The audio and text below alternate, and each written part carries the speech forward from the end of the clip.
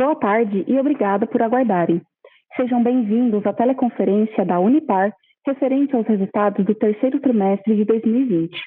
Estão presentes hoje conosco Maurício Russomano, diretor-presidente, e Christian Schmitzlein, diretor financeiro e de Relações com Investidores. Informamos que esse evento está sendo gravado e que todos os participantes estarão apenas ouvindo a teleconferência durante a apresentação da Unipar. Em seguida, iniciaremos a sessão de perguntas e respostas quando mais instruções serão fornecidas. Caso algum dos senhores necessite de alguma assistência durante a teleconferência, queiram, por favor, solicitar a ajuda de um operador digitando *0. Este evento também está sendo transmitido simultaneamente pela internet via webcast, pela plataforma MZIQ, podendo ser acessado pelo site da companhia no endereço www.uniparcarbocloro.com.br/ri, onde se encontra disponível a respectiva apresentação. A seleção dos slides será controlada pelos senhores. O replay deste evento estará disponível logo após seu encerramento. Lembramos que os participantes do webcast poderão registrar via website perguntas para a Unipar, que serão respondidas ao longo da sessão de perguntas e respostas, ou após o término da conferência pela área de RI. Antes de prosseguir, gostaríamos de esclarecer que eventuais declarações que possam ser feitas durante essa teleconferência, relativas às perspectivas de negócios da Unipar, projeções, metas operacionais e financeiras, constituem-se em crenças e premissas da administração da companhia, bem como em informações atualmente disponíveis para a Unipar. Considerações futuras não são garantias de desempenho e envolvem riscos, incertezas e premissas, pois se referem a eventos futuros e, portanto, dependem de circunstâncias que podem ou não ocorrer. Investidores e analistas devem compreender que condições gerais, condições do setor e outros fatores operacionais podem afetar os resultados futuros da Unipar e podem conduzir a resultados que diferem materialmente daqueles expressos em tais considerações futuras. Gostaria agora de passar a palavra ao senhor Maurício Russomano, que iniciará a apresentação. Por favor, senhor Maurício, pode prosseguir. Obrigado, operadora. Boa tarde a todos. Para iniciar o reporte dos resultados do terceiro trimestre de 2020, gostaria de fazer rapidamente uma retrospectiva do cenário do segundo trimestre de 2020. O início da pandemia na América do Sul começou em abril. Tivemos uma parada brusca nas atividades na maioria dos setores da economia. O impacto na Unipar, conforme relatado na última resultados, foi: em Cubatão, mantivemos a operação estável, já que produzimos cloro e soda. Ambos são produtos essenciais. O primeiro com aplicação no tratamento de água e limpeza, e o segundo na indústria de alimentos, papel e celulose, higiene pessoal. Já em Santo André e Bahia Blanca, a produção de soda cáustica e PVC foram muito impactados, devido à redução substancial das atividades de construção civil e mantendo-se resilientes para a aplicação de uso médico do PVC. Então, esses sites rodaram muito abaixo da sua capacidade e um regime que nós chamamos aqui de stop and go. Isso fizemos para que fosse possível atender a demanda de soda e, ao mesmo tempo, garantíssemos a gestão dos estoques do PVC, que cresceram muito devido à baixa demanda. Porém, já no final do segundo trimestre de 2020 e início do terceiro trimestre de 2020, notamos um aumento muito expressivo aqui dos pedidos de PVC, causados principalmente pela retomada da construção civil em duas formas. Primeiro, pequenas obras e reformas. As pessoas em casa perceberam que ficariam um longo tempo e muitos decidiram resolver ou os problemas ou fazer melhorias. E o segundo são obras de médio e grande porte, que precisavam recuperar os seus cronogramas e recuperar o tempo que foi perdido devido às paradas no segundo trimestre. Então, a retomada dessa demanda no terceiro trimestre foi em níveis mais altos que a pré-pandemia e se mantiveram ao longo de todo o trimestre. Então, nesse contexto, gostaria de destacar os seguintes pontos em relação à Unipar. Nós tivemos um excelente desempenho operacional no trimestre.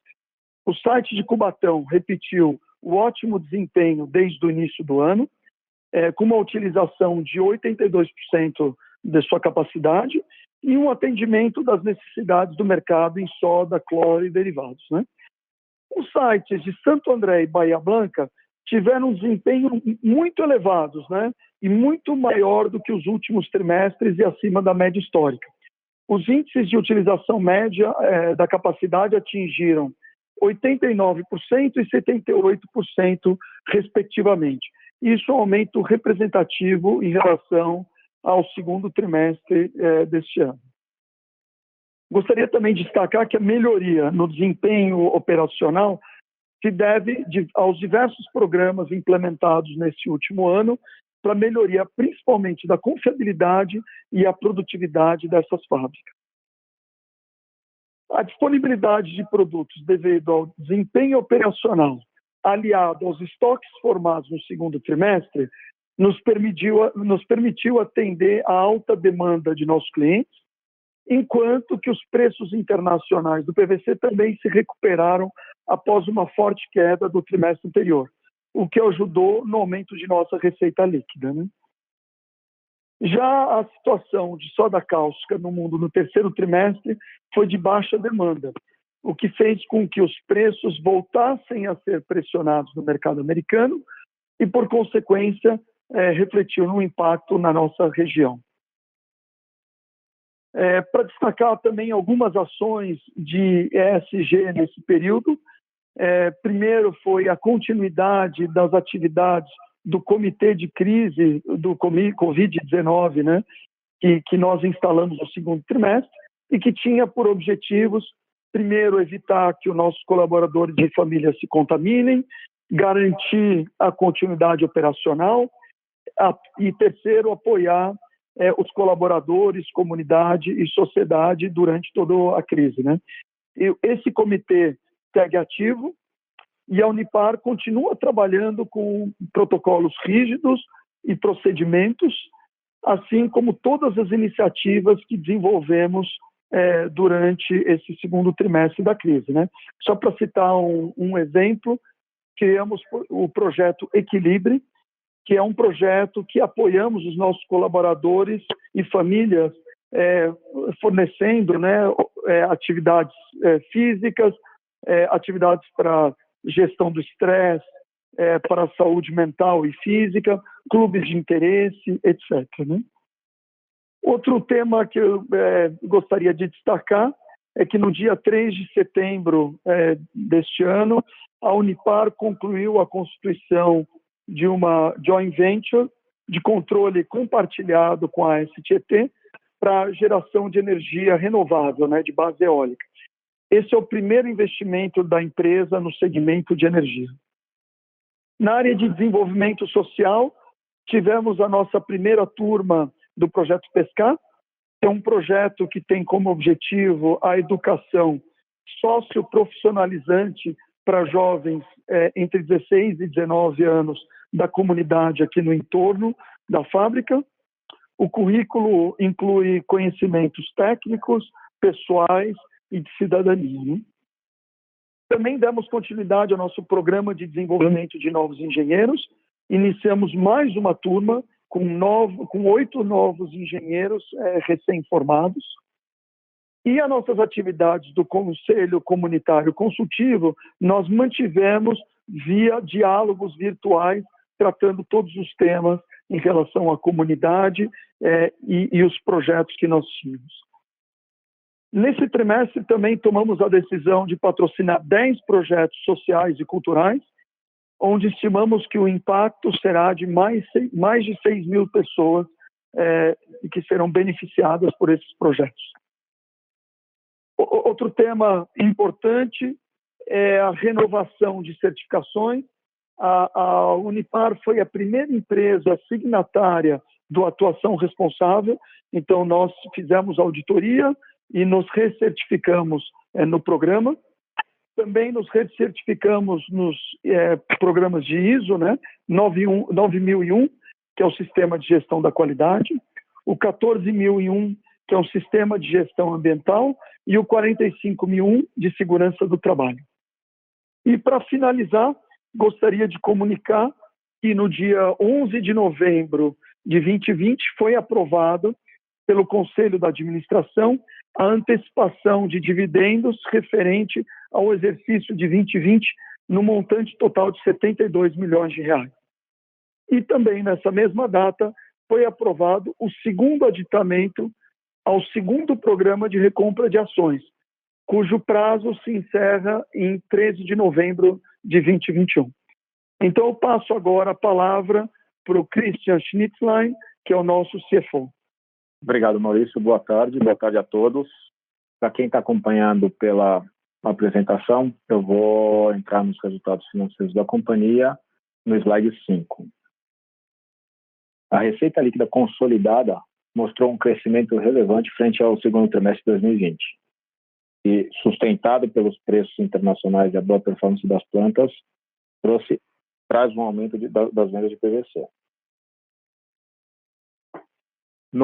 No gráfico por produto, o PVC teve um aumento na participação da receita no trimestre frente ao trimestre anterior. Da mesma forma, o CPV apresentou um aumento de 45% frente ao segundo trimestre de 2020, também justificado pelo aumento de consumo de insumos. O EBITDA consolidado passou de 136 milhões no segundo trimestre para 315 milhões no terceiro trimestre. Na controladora, o EBITDA passou de 65 milhões no segundo trimestre para 211 milhões no terceiro trimestre. O lucro líquido consolidado foi de 156 milhões no terceiro trimestre de 2020, ainda fortemente impactado pela desvalorização cambial, que afeta diretamente o débito de terceiros que temos, a dívida de aquisição da Indupa.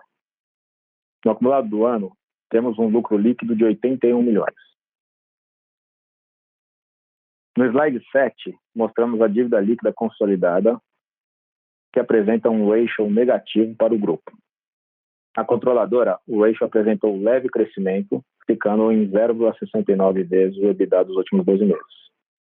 Isso é explicado pelo investimento que fizemos de 35 milhões na JV com a SGT, como o Maurício mencionou, e também pela alocação de capital no programa de recompra da empresa. A companhia apresentou no trimestre uma geração de caixa muito saudável e positiva em 397 milhões. Essa geração reforça o compromisso da companhia pelo balanceamento bem feito do seu capital e permite a gente manter a perenidade no longo prazo.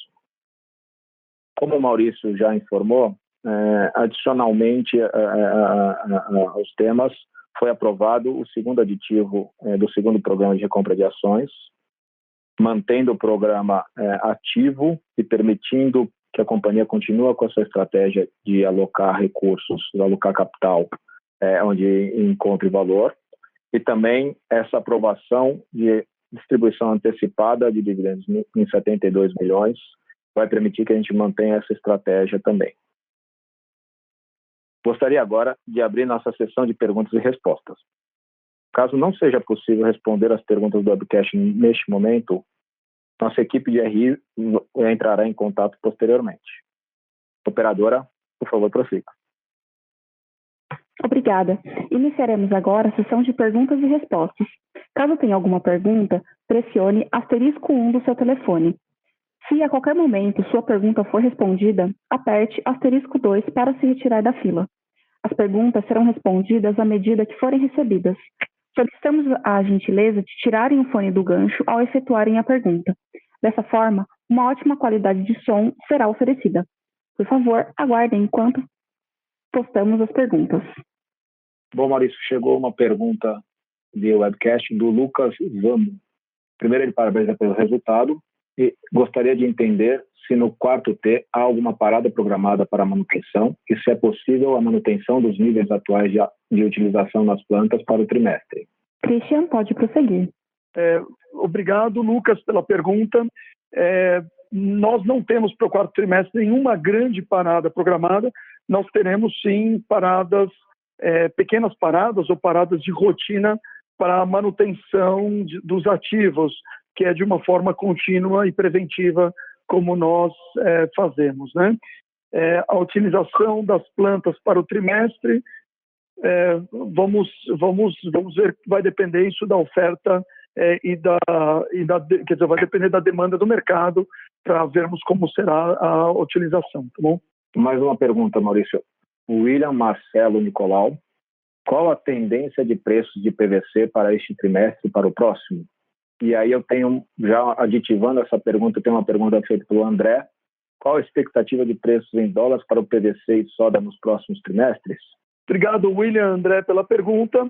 Os preços tanto de PVC como soda, eles são definidos internacionalmente, né? E a nossa precificação local é referenciada aos preços globais.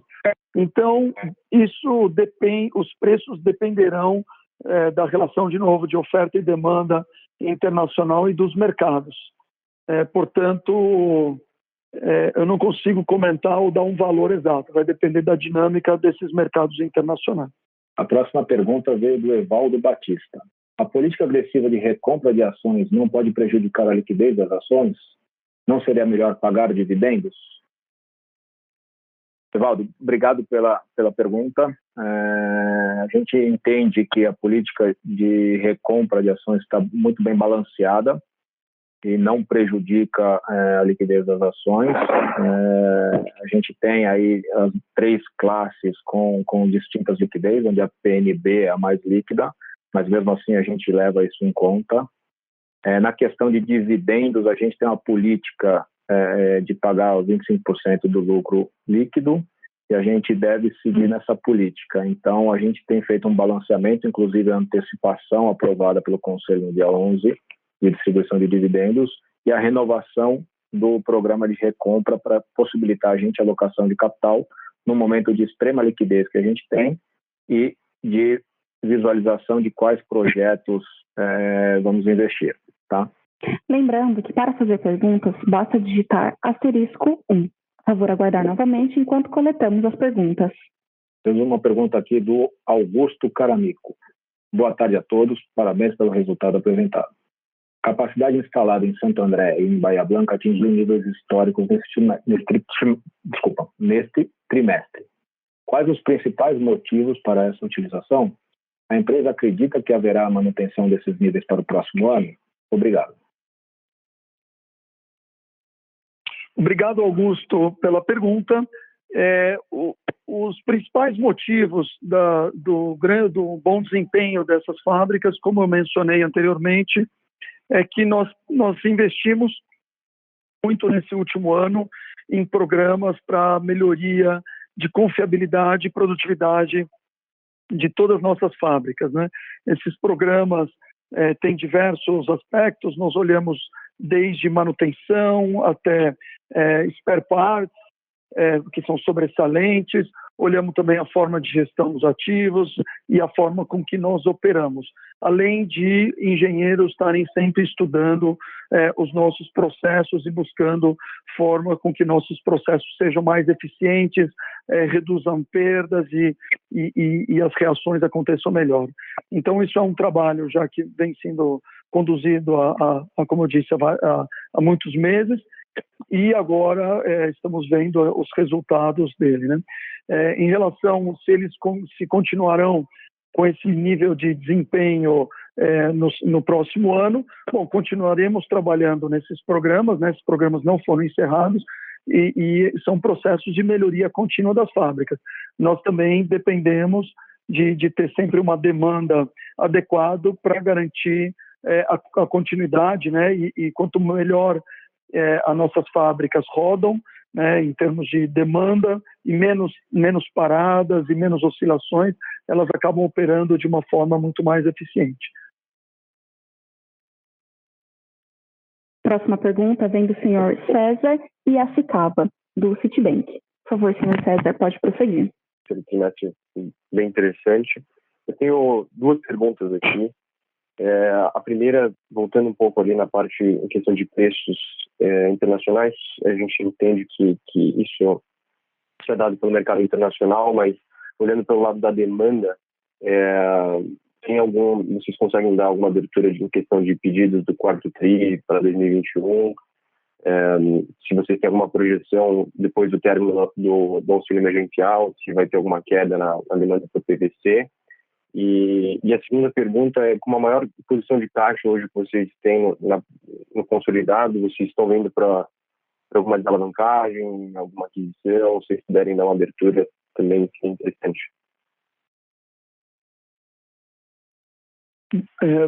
Obrigado pela pergunta. Em relação a preços de mercado e um pouco, vamos dizer, o futuro e pedidos, o que eu posso comentar é que nós temos algumas indústrias, né, alguns segmentos que são a base, vamos dizer, do consumo dos nossos produtos, né? Então, sem dúvida, se esses segmentos tiverem um bom desempenho e a performance, vamos dizer, econômica continuar firme, quer dizer, isso tem uma alta probabilidade que continue, também tenha reflexos positivos para a nossa empresa. Os segmentos que estão mais atrelados aos nossos produtos, vou pegar aqui por produtos, mas de maneira geral, PVC, a construção civil, a grande consumidora. Depois temos um pouco que é consumido pela indústria automobilística, moda e toda a parte médica. O cloro, basicamente, é tratamento de água e também a parte de higiene e limpeza. E na soda cáustica é um pouco mais abrangente, mas os principais indústrias, a indústria de alimentos, a indústria também de higiene, né, de sabão e shampoos, a indústria mineração, e entre outras, né? Então, esses são os principais consumidores dos nossos produtos, né? Então, de novo, se tiverem um bom desempenho e as economias, não só locais como internacionais, continuarem ativas, isso terá um reflexo no nosso desempenho. Quanto ao caixa, né, e a nossa posição agora de liquidez e alavancagem, nós estamos continuamente olhando oportunidades para expansão e crescimento, sejam no aumento de capacidade, sejam em novas unidades, sejam em aquisições dentro da indústria química, mas também nós olhamos também para melhorar nossa competitividade nos insumos. Como eu também mencionei agora há pouco, mas um dos exemplos é a nossa joint venture, né, de controle compartilhado com a AES, que nós investimos em energia renovável no parque eólico para melhorar, garantir o acesso à energia, melhorar a situação de custos e, sem dúvida, também ter uma posição de melhoria da nossa sustentabilidade. Então, nós estamos também olhando continuamente projetos que nos ajudem a comprar melhor ou ter acesso aos nossos insumos ou que reduza vamos dizer, ao custo total de aquisição. Perfeito, obrigado. Lembrando que para fazer perguntas, basta digitar *1. Por favor, aguardem enquanto coletamos as perguntas. Por favor, aguardem enquanto coletamos as perguntas. Mais uma pergunta do Lucas aqui. Qual é a previsão de investimento para a substituição das células de mercúrio até 2025? Mantém-se em 140 milhões? É possível estimar qual a redução no custo com eletricidade esta atualização traria? Obrigado, Lucas. Pode responder? Pode responder. Claro. O investimento atualmente está estimado em 140 milhões de dólares, né? Acho que é isso que você colocou, né? Continuamos com essa colocação. Não vemos uma mudança em dólares, apesar de em reais ter encarecido. E se é possível estimar uma redução de custos de eletricidade? Sim, é possível. A tecnologia de membrana usa menos eletricidade, mas também tem alguns incrementos de custo, né, como vapor, para purificação e para evaporação, né, da água, né? Então, sim, é possível estimar. Não é um investimento que traga retorno no curto prazo, mas é um investimento onde a gente entende que, não só por sermos signatários do acordo, que vai trazer, no longo prazo, benefícios para a companhia e tem um payback um pouco mais longo, né? Então, o investimento é mandatário, tira mercúrio das nossas células, o que é importante para a nossa estratégia de longo prazo, né, para as nossas metas de ESG e tudo mais, e traz benefícios a médio e longo prazo. A próxima pergunta é da Daniela. Vocês estão olhando para o mercado buscando aquisições como forma de ampliar a gama de produtos oferecidos pela empresa? Maurício, por favor. Oi, Daniela, obrigado pela pergunta.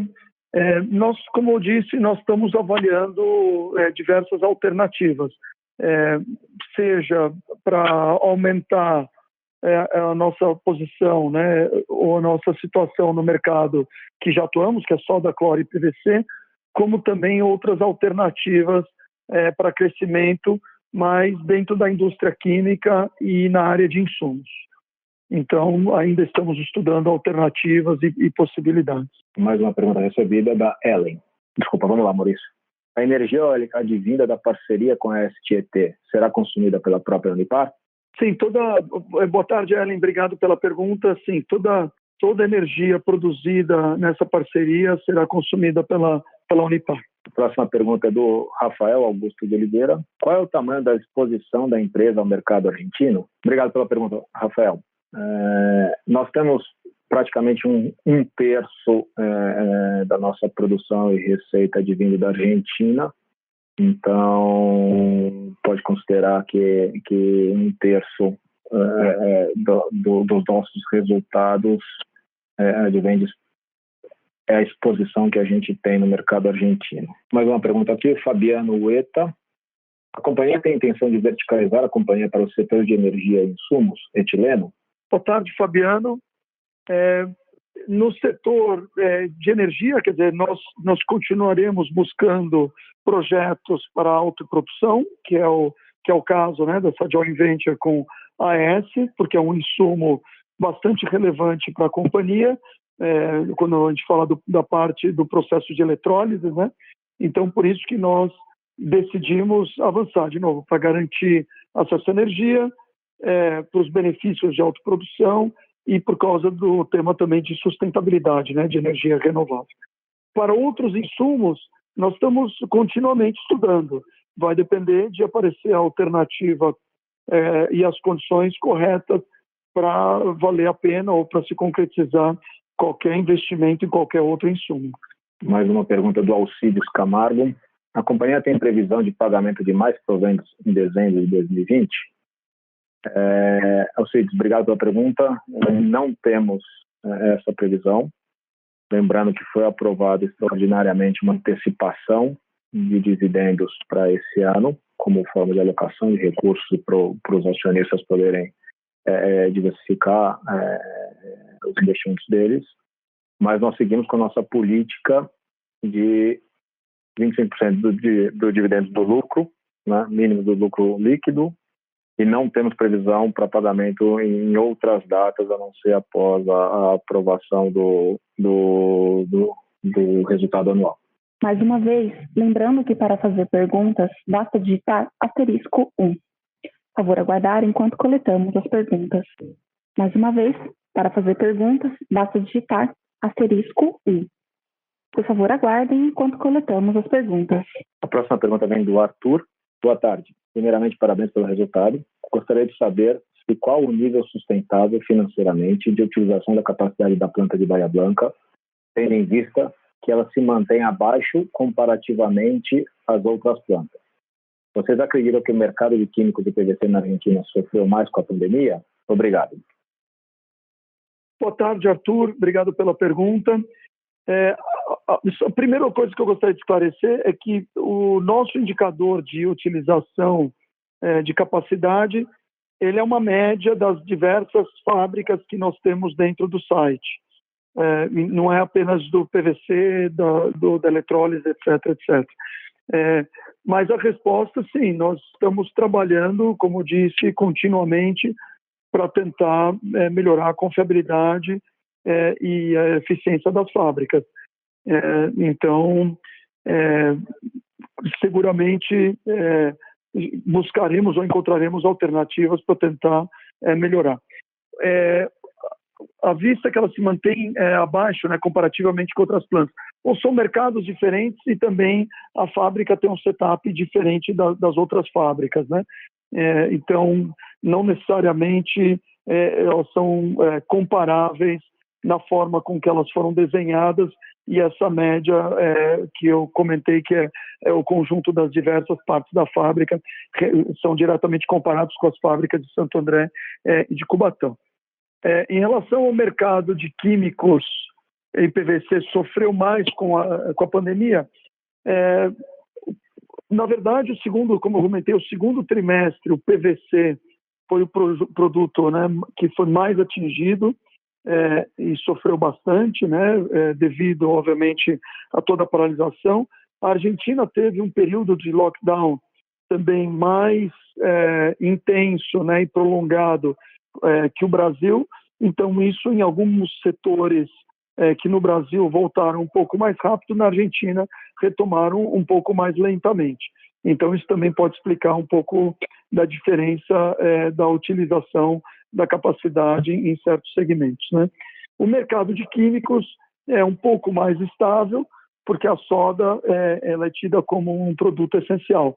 Então, durante também toda a pandemia, né, principalmente o segundo trimestre, que foi um trimestre mais intenso, e agora o terceiro trimestre, ela foi utilizada de forma contínua durante todo esse período. A próxima pergunta veio do Mike Nicolás. Como a empresa está vendo o fluxo de caixa e o fator cambial na planta de Bahia Blanca, tendo em vista a não possibilidade de repatriação dos recursos e o reinvestimento limitado na estrutura local? Mike, obrigado pela pergunta. Acho que é uma pergunta pertinente no momento atual. Nós temos uma geração de caixa saudável na Argentina, o que nos permite olhar para dentro da planta e, como o Maurício comentou na pergunta anterior, fazer os investimentos necessários e buscar a excelência necessária e fator primordial para a nossa operação. Nós temos visto as ferramentas que a gente tem para proteger o caixa diante de uma desvalorização, né? Então, a gente tem um caixa robusto lá e está protegido frente a qualquer desvalorização, então esse não é um problema. E na questão de repatriação desse caixa, no momento a gente não tem essa demanda, esse direcionamento. A gente tem algumas cláusulas restritivas no acordo de compra da Indupa lá atrás, e mesmo assim a gente ainda enxerga que tem bastante valor em investimentos que a gente tem a fazer dentro das nossas plantas e dentro da nossa cadeia. Então, por enquanto, a gente ainda não viu nenhum problema, não enfrentou o problema de tirar dinheiro de lá, nem se desafiou a tirar o dinheiro de lá, mas temos olhado com bastante critério e alocado o caixa de forma com que a gente não fique exposto a nenhuma desvalorização cambial. A próxima pergunta veio do Caio Matheus Joia. Vocês têm alguma estratégia de crescimento nas vendas? Boa tarde, Caio. Obrigado pela pergunta. Nossos produtos, né, a soda, o PVC e o cloro, são produtos bastante maduros, né? E isso quer dizer de alta ou de ampla utilização e muito conhecidos. Então, muito do crescimento depende do crescimento orgânico, do desenvolvimento de certas indústrias, porém, por um outro lado, nós também estamos procurando alternativas. O que são essas alternativas? Nós continuamente olhamos alternativas de exportação para colocar a maior e utilizar mais a nossa capacidade. Nós também, especificamente no PVC e no ácido clorídrico, que é um outro produto, estamos olhando novas aplicações do produto para novos usos, novos materiais e novas, vamos dizer, aplicações no final nos clientes. E nós também continuamente olhamos o mercado para encontrar novos clientes e aumentar nossa capilaridade nos mercados de atuação aqui, principalmente na América do Sul. Então, resposta sim, nós temos estratégias de crescimento de vendas em todas as dimensões. A próxima pergunta veio do Gustavo Poladian. Vocês têm alguma estimativa de quanto poderia reduzir o custo de energia após o projeto com a STET? Obrigado pela pergunta, Gustavo. Sim, nós temos uma estimativa, obviamente, que fez parte do business case para a gente fazer um investimento. Essa é uma JV que vai corresponder a 30% do nosso consumo aqui no Brasil, né? Então, tem espaço para fazer mais, mas também a gente tem um upside bastante forte em produzir a energia que a gente mesmo consome. Então, a gente estima muito fortemente os ganhos, e assim fez bastante sentido a gente fazer um investimento. Obviamente que eu não posso trazer aqui os valores, né? A gente preza por um sigilo, mas fez bastante sentido a gente investir, uma vez que a gente garante uma energia limpa, né? Garante o fornecimento de energia, então a gente tem um fornecimento garantido, limpo, e também a gente tem um benefício de autoprodução. Então, esses 3 fatores são bastante importantes para a gente, e a gente está bastante satisfeito com o projeto.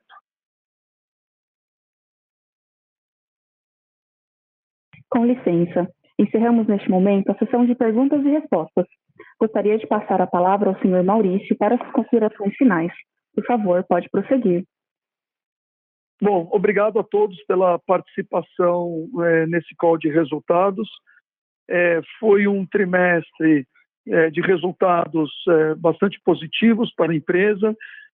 Foi uma combinação de um retorno da demanda do mercado, uma excelente operação que nos permitiu capturar essa demanda e atuar no mercado, que no segundo trimestre não existiu, né? Então, no terceiro trimestre, parte a demanda que saiu de um trimestre para o outro e a demanda nova. Também contribuiu para o resultado a recuperação dos preços internacionais e um câmbio brasileiro desvalorizado.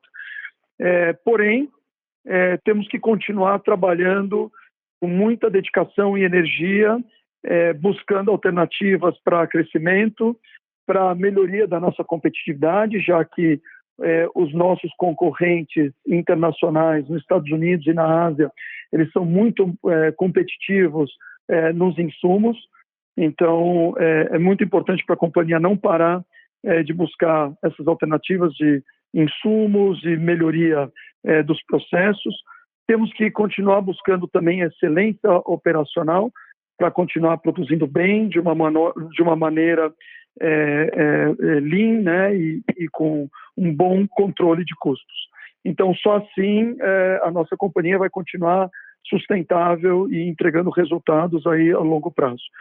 Queria também aproveitar para agradecer aos parceiros de negócios durante todo esse período de pandemia. Aqui eu estou falando de clientes, fornecedores, autoridades, associações, a comunidade no entorno, porque tem sido, né, bastante desafiador gerenciar as cadeias e nós temos conseguido fazer um excelente trabalho em conjunto, né, com essa ótima integração entre os vários parceiros em todos os temas e desafios que têm se apresentado, não só para a nossa empresa, mas para todos do nosso redor, né?